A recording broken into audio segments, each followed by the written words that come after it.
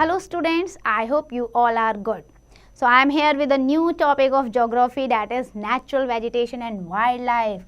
And in this chapter we are going to study about the different types of the natural vegetation and wide range of wildlife. सबसे पहले बात करते हैं what is natural vegetation. बेटा ऐसी vegetation which grows naturally without the human interference, भाई हमने उसमें कुछ नहीं किया, अपने आप जो ग्रो हो गई, that is the natural vegetation. और अर्थ सरफेस पे कैसी डिफरेंट टाइप्स ऑफ ट्रीज हैं, प्लांट्स हैं, हर्ब हैं, वो नेचुरल वेजिटेशन है जो हमने ग्रो नहीं किए हैं. अब different types of natural vegetations are found on the different parts of the earth. आपको पता है ये नेचुरल वेजिटेशन जो ग्रो करती हैं ये डिफरेंट फैक्टर्स पे डिपेंड करती हैं. एल्टीट्यूड कैसा है, क्लाइमेटिक कंडीशन कैसी है, soil type, water, air, sunlight. तो बेटा ये जो नेचुरल वेजिटेशन होती है ना, ये डिफरेंट फैक्टर्स पे डिपेंड करती है. लाइक अगर फर्टाइल सॉइल होगा तो बहुत अच्छी वेजिटेशन होगी, पानी की कमी होगी तो वेजिटेशन अच्छी नहीं होगी. आप देखो बेटा natural vegetation can be classified into the 3 types. Forest होते हैं हमारे, ग्रासलैंड्स होते हैं एंड देन श्रब्स होते हैं. ये 3 टाइप्स ऑफ नेचुरल वेजिटेशन है. फॉरेस्ट क्या है? Thick cover of trees which grow where the condition are necessary for natural vegetation. ठीक है. Grassland occurs when rain is not sufficient to support the trees, वहाँ पे ग्रासलैंड हो जाते हैं. और श्रब्स और स्कर्ब्स जो होते हैं वो उस रीजन में ग्रो होते हैं जहाँ पे बहुत कम बारिश होती है या ना के बराबर मॉइस्चर होता है. वाइल्ड लाइफ की बात करें तो बेटा wild life means fauna, animal kingdom. Natural habitats हैं आपके फॉरेस्ट एंड वाइल्ड लाइफ के लिए. Wide variety of wild life we can found on the earth. आपके एनिमल्स हैं, बर्ड्स हैं, फिशरीज हैं, लिजर्ड्स हैं, इंसेक्ट्स हैं, ये सारे वाइल्ड लाइफ में आते हैं और ये अर्थ पे अपना अपना एक सिग्निफिकेंट रोल प्ले करते हैं. तो सबसे पहले हम डिस्कस करेंगे फॉरेस्ट के बारे में. सबसे पहले जो फॉरेस्ट आता है बेटा that is the tropical evergreen forest. As the name suggest हमेशा हरा भरा रहता है.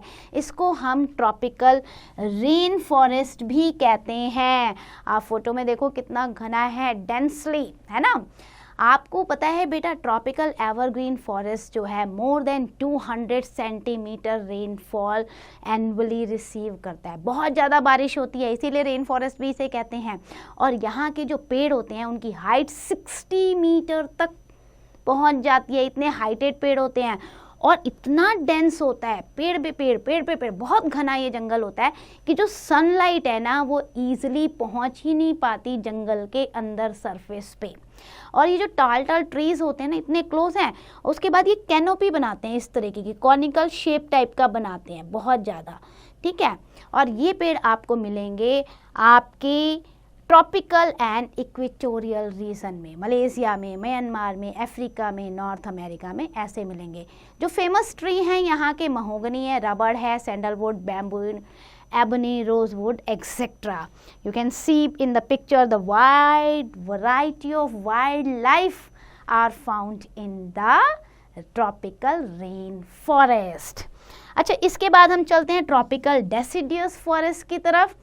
डेसिडियस फॉरेस्ट जो है बेटा वो अपने जो पेड़ होते हैं ना उनकी उतनी हाइट नहीं होती जितनी ट्रॉपिकल एवरग्रीन की होती है. ट्रॉपिकल एवरग्रीन में क्या था कि पत्ते जो हैं झड़ते जाते हैं, नए आते जाते हैं. लेकिन ट्रॉपिकल डेसिडियस फॉरेस्ट में जो पेड़ों के पत्ते होते हैं ना उनका 6 to 8 वीक का टाइम होता है ईयर में. उस समय ये सारी अपनी जो लीव्स हैं वो शेड कर देते हैं, बेयर्ड हो जाते हैं बिल्कुल. तो बिल्कुल तने तने आपको नज़र आएंगे, आपको पत्ते नहीं नज़र आएंगे, खाली पेड़ जो कहते हैं ना तना, उस टाइप का. तो इनका एक पर्टिकुलर टाइम होता है. और यहाँ जो रेनफॉल होती है वो 70 to 200 सेंटीमीटर के बीच की रेनफॉल होती है. इसे हम ट्रॉपिकल मॉनसून फॉरेस्ट भी कहते हैं. ये आपको मिलेंगे नॉर्दर्न ऑस्ट्रेलिया में, न्यूजीलैंड में, देन फिलीपींस और वियतनाम में भी मिलेंगे. यहाँ पे जो ट्री पाए जाते हैं वो इतने ज़्यादा डेंस नहीं होते, बट इनकी जो वुड होती है ना वो बहुत हार्ड वुड होती है. It is quite easy to exploit these forest. जल्दी से आप इसे काट सकते हो क्योंकि इनकी वुड इतनी हार्ड है तो कमर्शियल पर्पज़ के लिए यूज़ होगी. अच्छा, जो मेन पेड़ यहाँ पे पाए जाते हैं दैट इज़ द टीक, साल, नीम एंड शीशम. कॉमन स्पीशीज ऑफ एनिमल्स की बात करें बेटा डेसिडियस फॉरेस्ट में, तो यहाँ मिलते हैं tigers, lions, elephants, langur, monkeys, leopards, bears and rhinoceros. अब हम चलते हैं टेम्परेट एवरग्रीन फॉरेस्ट की तरफ। ये आपको मिलेंगे coastal region of south east America में मिल जाएंगे, देन सदर्न अफ्रीका में, चाइना में, यहाँ पर आपको ये मिलेंगे। Trees in these forest are of mixed variety, मतलब आपको यहाँ पे हार्डवुड ट्रीज भी मिलेंगे और सॉफ्टवुड ट्रीज भी मिलेंगे।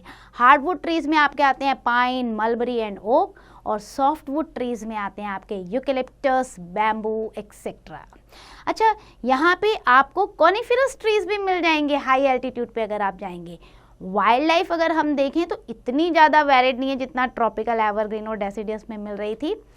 People here rear the cattle, pigs and sheep for their commercial purpose. Temperate के बाद आता है आपका टेम्परेट डेसिडियस फॉरेस्ट। ये आपको मिलेंगे हायर एल्टीट्यूड, जो कोस्टल रीजन के होते हैं ना वहाँ पर मिलेंगे। क्लाइमेट थोड़ी कूल होती है, रेनफॉल मॉडरेट होती है, लाइक आपका वेस्टर्न और सेंट्रल एशिया हो गया, सदर्न कोरिया हो गया, यहाँ पे आपको ये मिलेंगे। अच्छा, इंपॉर्टेंट स्पीशीज ऑफ ट्री जो टेम्परेट डेसिडियस फॉरेस्ट की हैं, that is poplar, oak, then आपका redwood, birch etcetera. Trees on low altitude पे अगर आप जाओगे तो वहाँ पे मिक्स वैरायटी के आपको ट्री मिल जाएंगे, लेकिन हाई एल्टीट्यूड पे अगर आप जाते हो तो वहाँ पे आपको कॉनिकल शेप वाले कॉनिफोरस टाइप्स ऑफ ट्रीज मिलेंगे। अच्छा, एनिमल की बात करो वाइल्ड लाइफ की, तो यू कैन सी डियर है, fox, wolf, different types of animals, parrots आपको मिल जाएंगे। अब हम चलते हैं मेडिटेरियन फॉरेस्ट की तरफ। These forests have earned their name. Why? They are located close to the Mediterranean Sea. इसलिए हम इन्हें बेटा मेडिटेरियन फॉरेस्ट कहते हैं। और ये कहाँ मिलेंगे आपको? यूरोप, अफ्रीका और एशिया में। अच्छा, मेडिटेरियन वेजिटेशन जो है आपको you can find in the some region which are not around the Mediterranean Sea, such as south west Australia हो गया आपका, साउथ वेस्टर्न साउथ अमेरिका हो गया।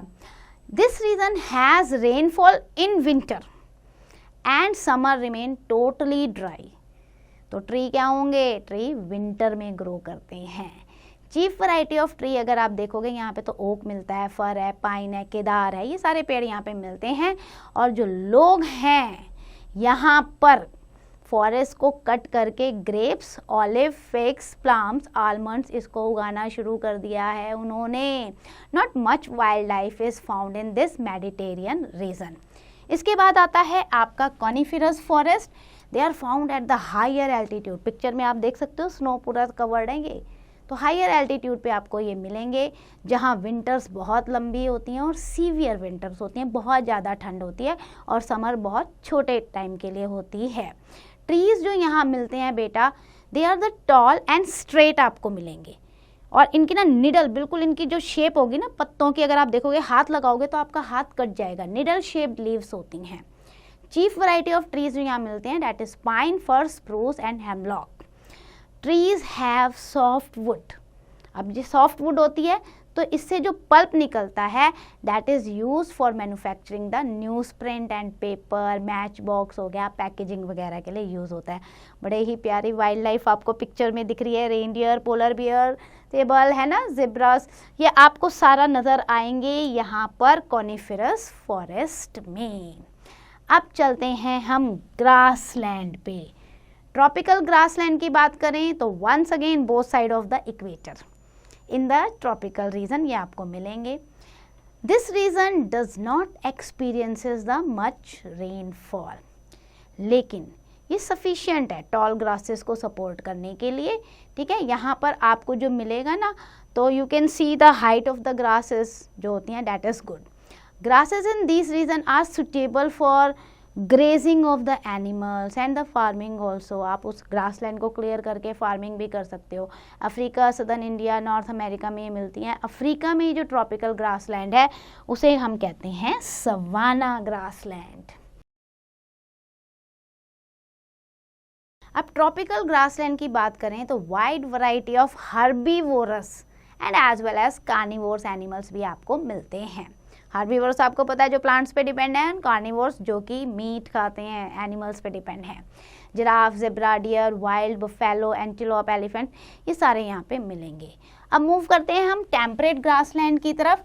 ये आपको जो कॉन्टिनेंट्स होते हैं ना, उनका इंटीरियर पार्ट जहाँ पे मिडल लैटिट्यूड्स होता है वहाँ पर मिलते हैं। यहाँ की जो घास होती है हाइट में इतनी लंबी नहीं होती, शॉर्ट हाइटेड होती हैं, स्कैरसिटी ऑफ रेनफॉल की वजह से।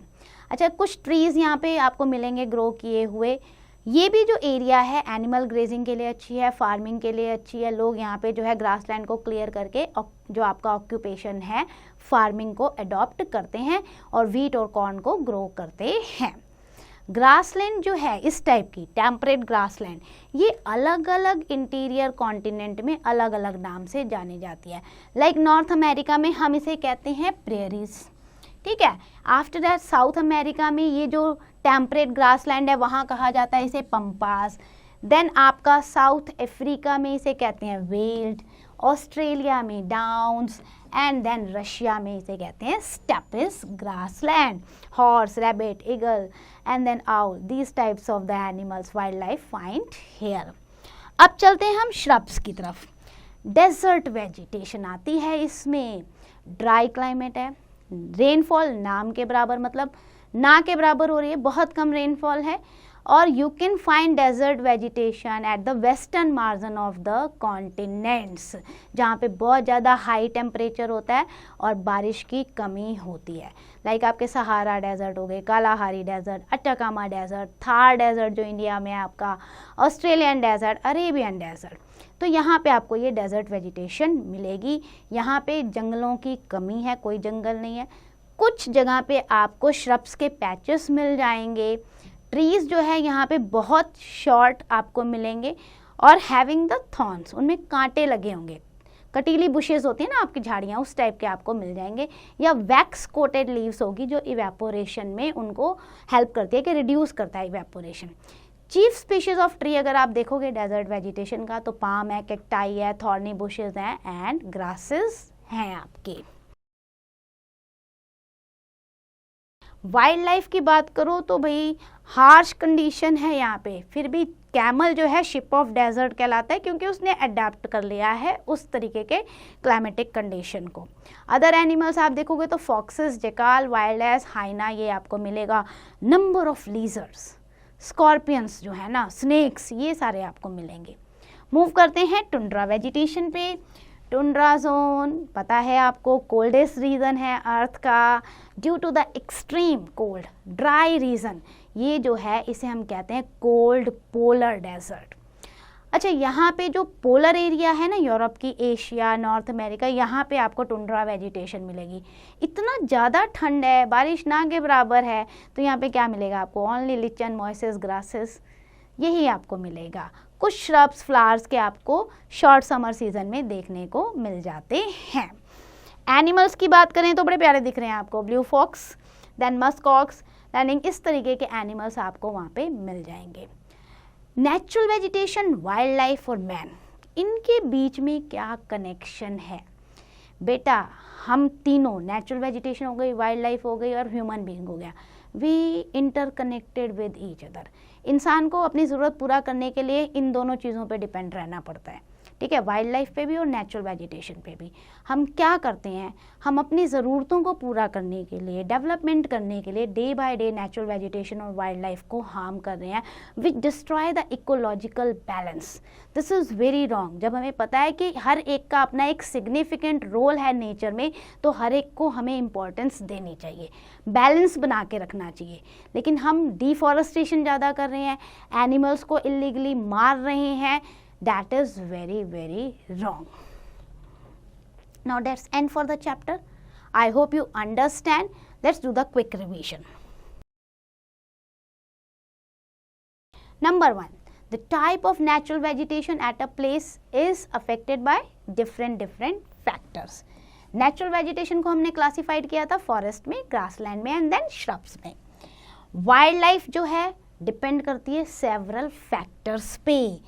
Chief reason of natural vegetation को हमने डिवाइड किया था tropical evergreen forest, deciduous forest, then temperate evergreen and deciduous, then mediterranean forest, coniferous forest, tropical grassland, tropical then temperate grassland, desert vegetation and tundra vegetation में.